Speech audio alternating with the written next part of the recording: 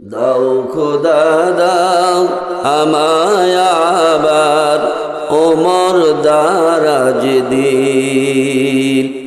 দাও আলীর মতো বীর সেনানী জাগাতে নিখিল। দাও খোদা দাও আমায় আবার ওমর দারাজ দিল। হামজাকে দাও ঘরে ঘরে জীবন দিতে অকাতরে। আবার কাবা ভাঙতে পাঠাও আবাবিল। দাও খোদা দাও আমায় আবার ওমর দারাজ দিল। বালাগাল উলা বিকামালিহি কাশাফাদ দুজা বিজামালিহি হাসুনাত জামিউ খিসালিহি সাল্লু আলাইহি ওয়া আলিহি।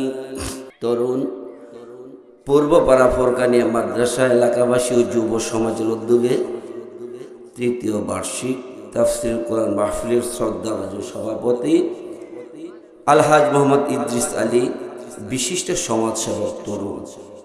আল্লাহ পাক যেন মোহতারামকে কবুল করে, সকলে বলে আমিন। আল্লাহ পাক বলে দিয়েছেন, হুন্না লিবাসুল্লাকুম ওয়া আনতুম লিবাসুল্লাহুম। আপনি যেমন তার উপর অধিকার, তারও আপনার উপরে কি? তাহলে তাকে কেমন দেখার দরকার? হযরত আদম আলাইহিস সালাতু সালামকে জান্নাতে দেওয়ার পরে ওনার ভালো লাগছিল না। জান্নাতে কি নিয়ামত কম? জোরে বলেন, নিয়ামত কম। কি চাইবেন?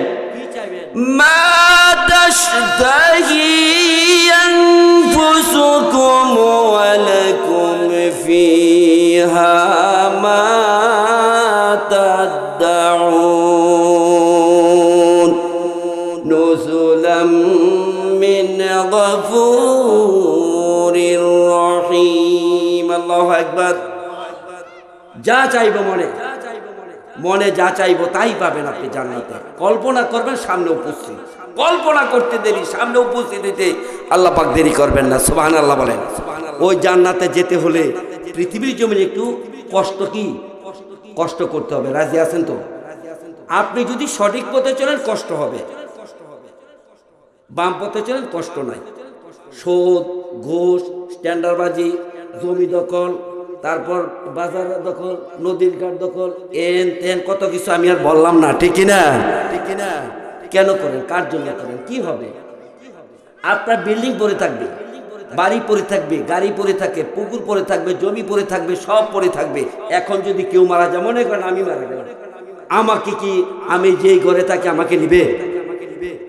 আমার স্ত্রীকে যদি বলেন হুজুর তো আপনার খুব মহব্বতের লোক আছে, হ্যাঁ কাঁদবো, গিয়ে দেখবেন অজর নয়নে কাঁদতেছে আমার জন্য। কারণ কামাই করতে পারি, কামাই নিয়ে দিই, সবার বেলাই কিনতে হবে।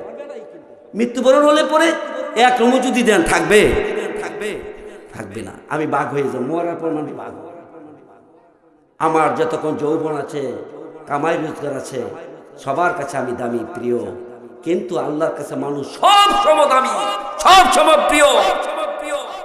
যৌবন থাকুক আর বৃদ্ধ থাকুক, সব সময় আল্লাহর কাছে ওই ব্যক্তি দামি। সুবহানাল্লাহ বলেন। এই মরণের পরে যদি সুখ শান্তি পেতে চান, দুনিয়ার জমির কিছু কষ্ট করতে হবে। রাজি আছেন কিনা বলেন? পরকালটা দাঁড়িয়ে আছে পৃথিবীর উপরে।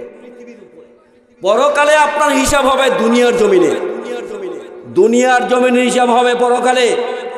আপনি কৃষিকাজ কেমন করে করেছেন? অন্যের আল ছাড়ছেন কিনা? 1 ইঞ্চি প্রত্যেক বছর 1 ইঞ্চি করে করে, প্রত্যেক বছর যে 1 ইঞ্চি লাট যাবে, কতটুকু বাড়বে? অন্যের ক্ষতি করেছেন কিনা? আপনি অন্যের দোষ ত্রুটি, কিছু মানুষ আছে শুধু মানুষের দোষ ত্রুটি বিশ্রায়। জীবনে একটা মানুষ ভুল করতেই পারে, হয় না হুজুর? হতেই পারে। এখন সে ভালো হয়ে গেল, নামাজ পড়ে, ইসলামী আন্দোলন করে, আল্লাহর পথে সে সারাক্ষণ সময় ব্যয় করে, কিন্তু দেখা গেল কিছু মানুষ আছে তার অতীতের জীবনের দুর্বল পয়েন্টটাকে বিশ্রাইয়া সেখানে আঘাত করে তার উঁচু মাথাটাকে নিচু করে দেয়। আছে কিনা বলেন? সাবধান করবেন না, এটা করা যাবে না, নিষেধ করা যাবে না, এটা প্রিয় বন্ধুগণ আমার সময় মনে হয় একটু কম। আমি আপনাদেরকে নিয়ে অল্প কিছু কথা বলবো, আল্লাহ যদি তৌফিক দেয়। ওমা তৌফিকি ইল্লা বিল্লাহ। ভাইরা আমার, এই পৃথিবীর জমিনে আমরা চিরস্থায়ী কেউ থাকবো না, আমাদেরকে মৃত্যুবরণ করতে হবে। এই মরণটা আমাদের জন্য ইমানি মরণ হয়। রাজি আছি তো নাকি? কোন মরণ বলেন তো শুনি? ইমানি মরণ। যে মরণে আল্লাহ পাক সন্তুষ্ট থাকবে, আল্লাহ পাক তার উপরে সন্তুষ্ট থাকবে দুনিয়ার জমিনে যে আল্লাহর কাজ করে। ঠিক কিনা বলেন শুনি? আল্লাহর কাজ যে করে। এখন আপনাদের প্রশ্ন থাকতে পারে, হুজুর আমি নামাজ পড়ি, রোজা রাখি, হজ করছি, জাকাত দেই, আমি তো ভালোই আছি, আর কি কাজ? কাজ হলো বাবা আল্লাহর এই জমিনে আল্লাহর এই কোরআনুল কারীম এটা প্রতিষ্ঠিত করে আন্দোলন করতে হবে প্রত্যেকে। রাজি আছে কিনা? রাজি আছেন কিনা? বলতে পারেন হুজুর এটা কি দরকার? এটা তো দরকার না, ভালোই তো চলছে দেশ। ভালো চলছে কেমনে? যদি ভালোই চলতো তাহলে বিগত দিনে যে প্রধানমন্ত্রী আছিল তাদের লোকজনে কইতো উনি সকালে কোরআন তেলাওয়াত করে, তাহাজ্জুদ পড়ে, তসবিহ দানা টানে, তাহলে এই কাজগুলা কেমনে করলো? মন্ত্রী করতে দিয়ে ভূমি মন্ত্রী বিদেশে 350 বাড়ির মালিক হয়ে গেছে। 350 বাড়ির মালিক ভূমি মন্ত্রী। সালামকে লাগাই দিয়েছিস, তবে ব্যাংক লুট করতো। সালমান এফরমানের লাগাই দিছে, তুমি একটা করো। এক একজনকে এক এক কাতারে লাগাই দিয়া আমাদের মাথায় বুঝা দিয়ে তিনি চলে গেলেন। তোর যিনি সত্যিকার দেশ প্রেমিক হতেন তাহলে পালালো কেন?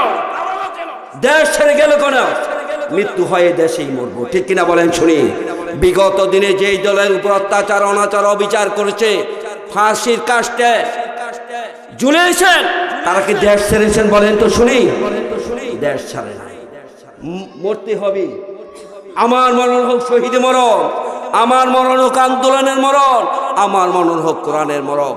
সাহাবী আজমাইন কেরাম সম্মুখ সমরে যুদ্ধ করেছে এই কোরআন প্রতিষ্ঠিত করার জন্য।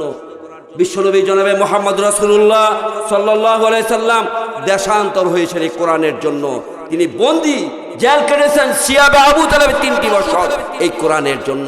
তিনি যদি আবু জেহেলের লগে পায়তারা করতেন যে কাকা ঠিক আছে লোন ভাগাভাগি করি, তাহলে কি জেল জুলুম করতে হইতো? হিজরত করতে হইতো? যুদ্ধ করতে হইতো? কারণ বাতিল আজীবন আছে, আরো থাকবে। ঠিক কিনা বলেন শুনি? বাতিল থাকবেই থাকবে, ছিল আছে থাকবে। প্রিয় বন্ধুগণ আমার, একটা বাতিলের পর, একটা হকের পর, একটা মুসা নবীর পর, একটা ফেরাউনের পর, একটা ইব্রাহিম আলাইহিস সালামের পর, একটা নমরুদের পথ, একটা বিশ্বনবী জনাবে মুহাম্মদ রাসূলুল্লাহ সাল্লাল্লাহু আলাইহি ওয়াসাল্লাম পথ, আর একটা আবু জেহেলের পথ, একটা আল্লাহর পথ, একটা শয়তানের পথ। আমাদেরকে সৃষ্টি করেছেন আল্লাহ। আমরা কি আল্লাহর দলে থাকতে চাই কিনা? জোরে বলেন, কি চাই কিনা?